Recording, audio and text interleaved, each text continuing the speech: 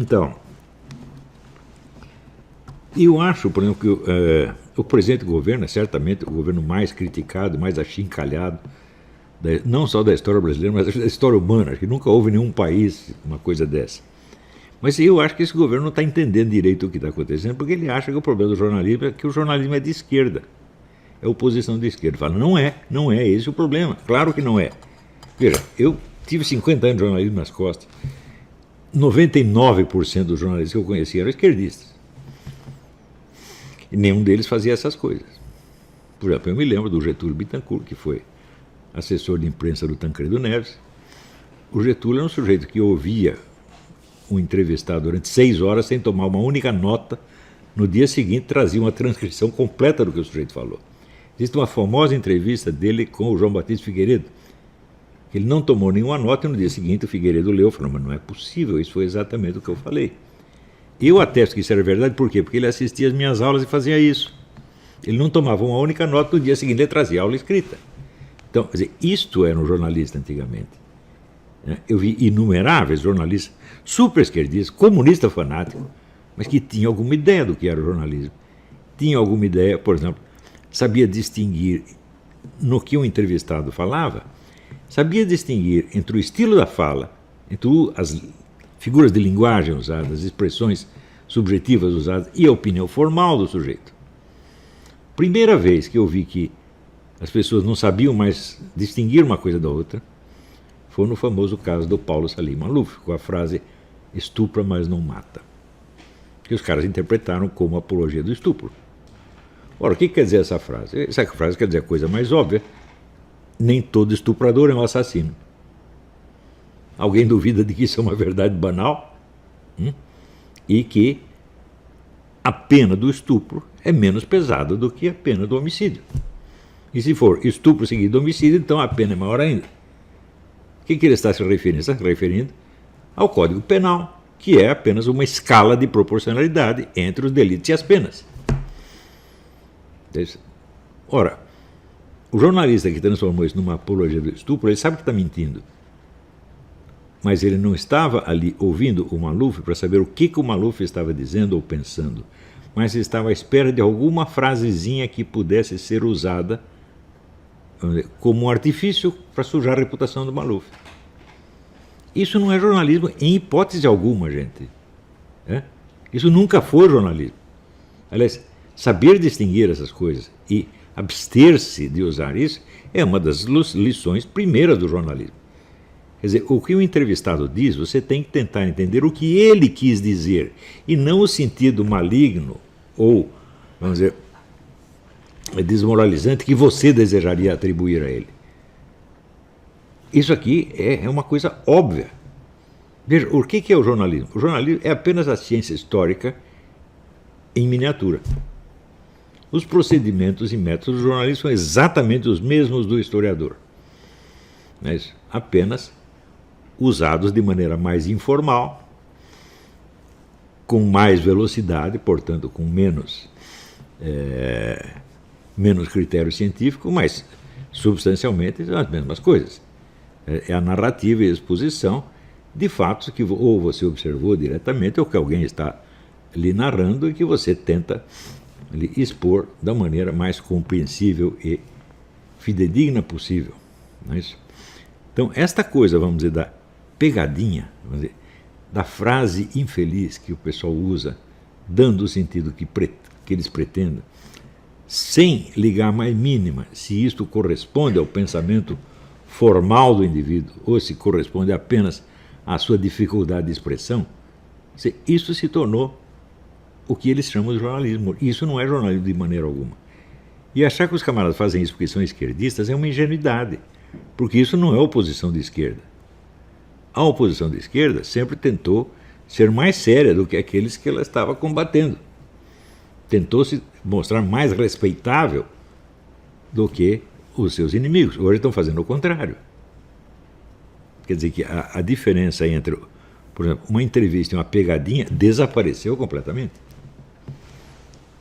Não é isso? Então, quando pegaram aquela foto do Bolsonaro fazendo assim, né? E usaram assim, isto aqui é o sinal de que ele pretende implantar um regime de violência assassina. Digo, olha, eu nunca vi dizer nada parecido. E se você observa o governo dele, eu digo, cadê a violência assassina do governo Bolsonaro? Não tem. Mas, como a mídia inteira noticiou as coisas assim, dá a impressão que está acontecendo, embora todo mundo saiba que não está acontecendo. Se você me mandar assim, peraí, quantos gays o Bolsonaro mandou matar, mandou prender, mandou demitir? Ninguém. Né? Quantas mulheres ele perseguiu? Né? Nada, não está acontecendo nada. Isso significa o seguinte, essas coisas obviamente não eram um programa de governo dele. Muitas vezes era uma piada, era uma força de expressão. E uma pessoa que não seja analfabeto funcional sabe distinguir uma coisa da outra. Eu mesmo, no tempo que trabalhava como jornalista, muitas vezes eu ouvi políticos dizerem coisas que poderiam ser usadas contra eles se eu estivesse interessado em pegadinha e não em entrevista. Só que eu era um jornalista e não um safado, não um moleque safado, e não usava essas coisas contra ninguém. Nunca usei, nem contra pessoas que eu odiava. Mas podia entrevistar o ministro que eu mais odiasse. Não ia fazer isso com ele. Por quê? Porque ninguém no jornalismo fazia. Você podia fazer, né, por exemplo, um hábito que na época eu vi apenas em jornais de crime, jornais populares de crime, tipo Notícias Populares, onde eu trabalhei, aliás, ou então em revistas de fotonovela, revista do rádio, é de você tratar personagens de novela como se fossem personagens reais. Você noticiar assim, fulaninho divorciou da fulaninha. Isso aí só jornal muito vagabundo fazia. Hoje a Folha e o Estadão fazem. Né? Ou seja, eles perderam a vergonha na cara. Diga. A prova do que você está falando é que, com relação ao Bolsonaro, nenhum jornalista tentou investigar a origem da tentativa de assassinato do Bolsonaro, quem mandou matar. Isso seria uma reportagem investigativa. Ao contrário, mas eles não querem saber. O Bolsonaro que quer matar os outros. Mas é o tal negócio. A tentativa de ser assassinado foi ele. Se é uma tentativa real de assassinato, não interessa. Interessa que ele que quer matar. O intuito assassino que você descobre por trás de um gesto de brincadeira. Quer dizer, isso é total falta de senso das proporções. Senso de proporções chega ao seguinte ponto. Você fala do trilhão de reais que o PT desviou. Daí as pessoas respondem, mas e o Queiroz? Quer dizer, um presidente que rouba 1 trilhão é a mesma coisa que o chofer do filho do presidente que desviou, segundo dizem, 20 mil reais. E daí você reclama e a pessoa diz, mas todos os crimes têm de ser punidos. É verdade, isso é uma obviedade, ninguém discute. Só que todos têm que ter a mesma punição. E a investigação de todos tem a mesma importância, a mesma urgência. Então, um Código Penal é uma escala de proporções entre os delitos e as penas. Se você abole isso aí e tudo se torna igual, então é o seguinte, bom, você equalizou, sei lá, o Champinha com o Adolf Hitler, equalizou o maníaco do parque com o Adolf Hitler ou Mao Tse Tung. Tá certo? Então, perdeu totalmente o senso das proporções e a noção mesma do direito, da legalidade, é a noção do senso das proporções. Olha o princípio dele, sum quique tribuere, dar a cada um o que é seu, o que é dele. Inclusive a penalidade. Você tem que dar a penalidade conforme aquilo que cabe ao caso em questão. Não é isso? Então, se um presidente que quase destruiu o país mediante o roubo para favorecer regimes genocidas, pega, vamos dizer, uns anos de prisão por causa de um sítio em Atibaia, ou de um apartamento Tiprex, como ele diz, não é isso? Então, bom, a justiça não está sendo servida. Quer dizer, a penalidade do Lula tinha que ser imensamente maior. Ninguém está reclamando disso, está reclamando que o Lula está preso, eles querem soltá-lo. Veja, também os inimigos do Lula o acusam de ter roubado, etc, etc. E para que ele roubou? Eu já expliquei isso. Ele não roubou para comprar o sítio Atibaia nem o Tiprex. Ele roubou para ajudar o regime de Cuba, de Angola, da Venezuela, regimes genocidas. Portanto, o motivo do roubo é mais grave, é mais criminoso do que o próprio crime. Não é isso? Se você rouba para satisfazer os seus prazeres, é uma coisa, mas se você rouba para obter um instrumento para cometer um crime de homicídio, é pior ainda. Não é a mesma coisa? O sujeito me roubou aí meu talão de cheque. Não, o cara roubou uma arma minha para matar o vizinho. E será que a pessoa não tem mais o senso das proporções? Não, não tem. Porque a supressão do senso de informações o senso das proporções é a norma vigente do jornalismo brasileiro. Quando eu digo que chamo as pessoas de analfabetos funcionais, eu não estou xingando. Eu estou usando esse termo no seu sentido mais técnico. Pode-se provar, por esses mesmos exemplos que eu estou dando, que os jornalistas brasileiros não entendem o que leem e não entendem sequer o que ouvem. O analfabeto funcional, ele está livre para ele dar a qualquer palavra o sentido que ele bem deseja, porque ele não sabe entender o que o outro está querendo dizer. Essa ideia de que por trás da linguagem existe uma intenção que o falante está tentando transmitir e que você tem que usar as palavras dele de maneira fiel à intenção dele para ser realista, essa noção não existe mais. Não interessa o que o sujeito quis dizer, interessa o sentido mais difamatório que eu possa dar a qualquer frase mal formulada que ele tenha dito. Isto é norma geral. Agora, quando vem um sujeito que eles gostam, ele pode dizer explicitamente a coisa mais criminosa do mundo. Eles vão dizer que foi apenas figura de linguagem. Eu lembro o Mauro Iasi quando dizia que tem que matar o burguês assim, assim, assim, né?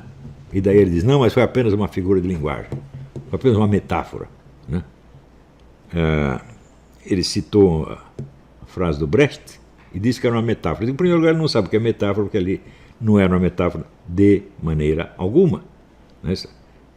A metáfora é quando você usa uma palavra para significar outra coisa, completamente diferente, né? Agora, se você diz homicídio para significar homicídio, não tem metáfora nenhuma aí. Tá certo? Então, ele usou a expressão matar no sentido de matar. Não é isso? Não é assim como, vou matar uma dívida. Não é isso? Ou vou matar essa pinga. Não foi nesse sentido que ele usou. Aí seria metáfora, né? Então, como era o Mauro Iasi, então a mídia inteira diz, não, ele não disse isso. Ou aquele caso famoso do Max Horkheimer, onde, no trecho que eu citei, ele diz literalmente que privar as crianças de contato erótico com as suas mães prejudica nelas até mesmo o uso da razão. Ele diz isso, e daí dá no Globo, na Folha, assim, fake news. Olavo de Carvalho diz que Horkheimer aprova as relações incestuosas. Quer dizer, a prova textual está claríssima no texto. Claro que o texto não é fácil de ler, é um texto filosoficamente meio enrolado. Mas, para quem sabe ler, o que ele quis dizer está dito de maneira muito clara. Curiosamente, ele só fala das relações sexuais entre mães e filhos. Ele não fala entre pais e filhas. Não sei por que ele fez isso, precisaria investigar mais qual o pensamento dele a esse respeito, por que ele privilegiou mães e filhas, mães e filhos, em vez de pais e filhas, né? Deve ter alguma sutileza nisso. Mas não se esqueçam que contemporâneo com ele, e membro também da Escola de Frankfurt, era Wilhelm Reich, o qual dizia que para melhorar o estado do mundo precisa ensinar as crianças a parar de rezar e começar a se masturbar. Eu não consigo imaginar que grande progresso poderia resultar disso aí. Também houve o filme do Woody Allen, em que ele era um louco internado no hospício e ele acreditava que ele era professor de masturbação na universidade tal. Isso aí foi uns 20 ou 30 anos, esse filme. Logo, logo, isso virou verdade. Começaram os cursos de masturbação na universidade, né? No meu tempo, o moleque aprendia isso ou com outro moleque na escola, ou sozinho, mas hoje precisa curso universitário. Não é isso? Não é uma coisa incrível?